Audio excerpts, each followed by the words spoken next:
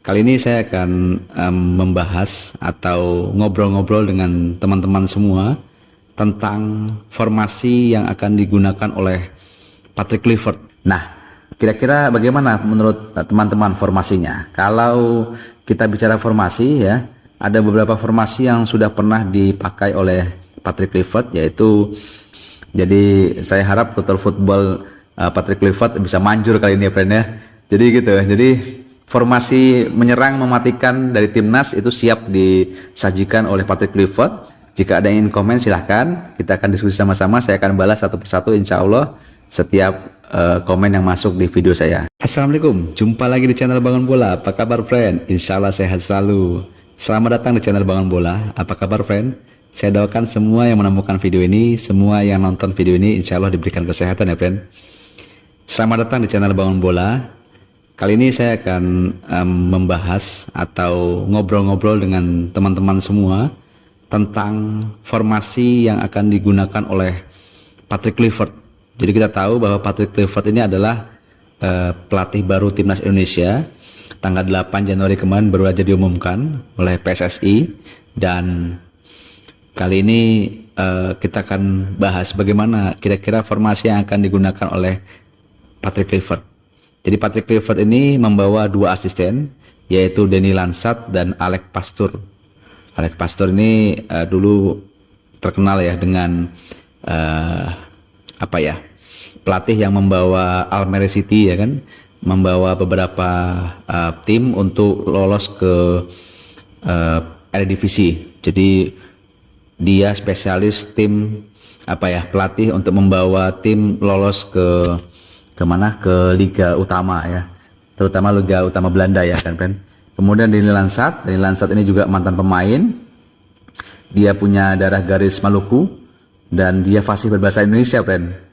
Dan Denny Lansat ini sekarang menjadi asisten pelatih Patrick Kluivert. Nah, kira-kira bagaimana menurut teman-teman formasinya? Kalau kita bicara formasi ya, ada beberapa formasi yang sudah pernah dipakai oleh Patrick Kluivert, yaitu 3-4-1-2 ya kan, atau juga 4-2-3-1 ya. Jadi ada juga yang bilang dia pernah pakai 4-3-3. Kira-kira bagaimana formasi yang dipakai oleh Patrick Kluivert? Kalau 4 di belakang ya kan, jadi memang Patrick Kluivert ini sering juga memakai formasi 4 back ya.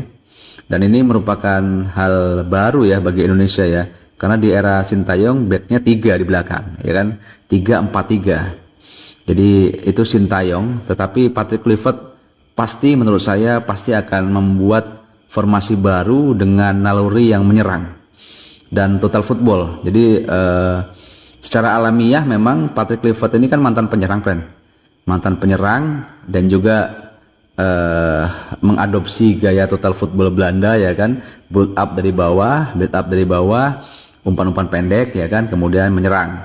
Jadi prediksi saya dia akan menerapkan gaya sistem menyerang. Jadi serangan yang mematikan ini mungkin banyak akan dipakai oleh Patrick Kluivert ya kan. Nah, 4 di belakang, kalau 4 di belakang kita satu nama sudah pasti, J.I. Jazz. Nama kedua itu bisa Mads Hilgers, bisa Rizky Ridho. Bisa boleh pilih Mads Hilgers, boleh pilih Rizky Ridho. Ya kan? Kemudian di sebelah kiri itu nanti Calvin Verdong, sebelah kanan kalau Kevin Dijk dia ditarik ke depan, karena Kevin Dijk juga bisa main di gelandang ya friend ya, gelandang bertahan. Jadi kalau Kevin Dijk main di depan, agak sedikit ke depan ya, gelandang bertahan, maka di sebelah kanan kita bisa pakai Sandy Walsh.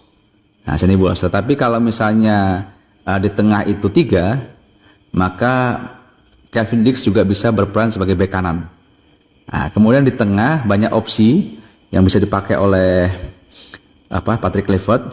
Ada Tom Haye pengatur serangan ya kan, ada Ivar Jenner, ada Nathan ya kan. Atau juga seandainya Jairo Ritwood ya, Jairo ini kan nanti akan ya kemungkinan akan dinaturalisasi, walaupun kita belum tahu kapan ya kan. Tetapi katakanlah Jairo bisa dinaturalisasi, maka dia bisa berperan sebagai gelandang bertahan. Berarti kalau gitu Kevin Dix bisa menjadi bek kanan, kan gitu. Nah, untuk penyerangan mudah-mudahan Ole Romani bisa main sehingga dia bisa main di sebagai goal getter ya di depan. Itu kemungkinan Ole Romani jika memang dia bisa dinaturalisasi. Kemudian di belakangnya Ole Romani itu menurut saya Patrick Kluivert bisa memilih banyak nama di situ, tetapi kalau saya boleh pilih ya Marcelino, karena biar bagaimanapun dia bermain bagus di waktu melawan Arab Saudi. Jadi Marcelino di belakangnya Ole, kemudian didampingi oleh satu nama lagi. Kalau saya boleh milih atau saya boleh bicara dengan Patrick Kluivert, tolong dimainkan Eliano, karena Eliano ini naluri menyerangnya juga bagus gitu kan. Jadi sangat kuat sekali. Anda bayangkan 3 di depan, 3 di tengah, kemudian 4 di belakang. Jadi itu bisa 4-2-3-1. Bisa juga Patrick Kluivert menerapkan 3-5-2. Nah, bisa jadi 3-5-2. Jadi kita bisa kuat di tengah, ya kan. 3 di belakang, kalau misalnya 3 di belakang ya Rizky Ridho main, Jay Ijes main, kemudian mungkin Max Ligers, ya kan. Itu 3-5-2. Jadi saya sangat optimis, ya kan friend, kita bisa bermain lebih menyerang menurut saya, karena perbedaan Patrick Kluivert dan Sintayong adalah Sintayong cenderung bermain juga dengan umpan lambung, sementara kalau Patrick Kluivert ada kemungkinan dia bermain dengan cara build up dari bawah, umpan-umpan pendek. Dan masalah total football, fleksibilitas posisi pemain itu sangat penting. Jadi saya harap total football Patrick Kluivert bisa manjur kali ini ya friend ya.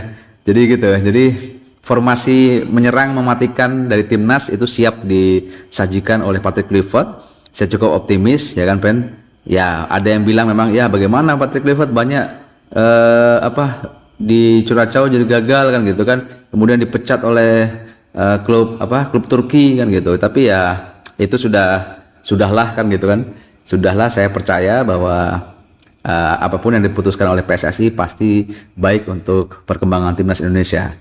Jadi Anda pilih mana formasinya? 4-2-3-1, 3-5-2 atau 4-3-3? Silahkan komen ya, silahkan komen di video saya ini, kita diskusi. Atau boleh juga 3-4-1-2, karena bisa juga, karena pernah juga Patrick Kluivert memainkan 3-1-4-2 kalau nggak salah. 3-1-4-2 ya, 3-1-4-2. Jadi itu nanti Ragnar Orotman nggak main waktu pertandingan melawan Australia, kemudian tapi yang lain main ya friend ya. Jadi itu saja kali ini, kita akhiri konten ini. Jika suka video ini jangan lupa like, komen, dan subscribe channel Bangun Bola. Jika ada yang ingin komen silahkan, kita akan diskusi sama-sama. Saya akan balas satu persatu insya Allah setiap komen yang masuk di video saya. Terima kasih. Indonesia harus Piala Dunia, Indonesia berjaya, dan assalamualaikum.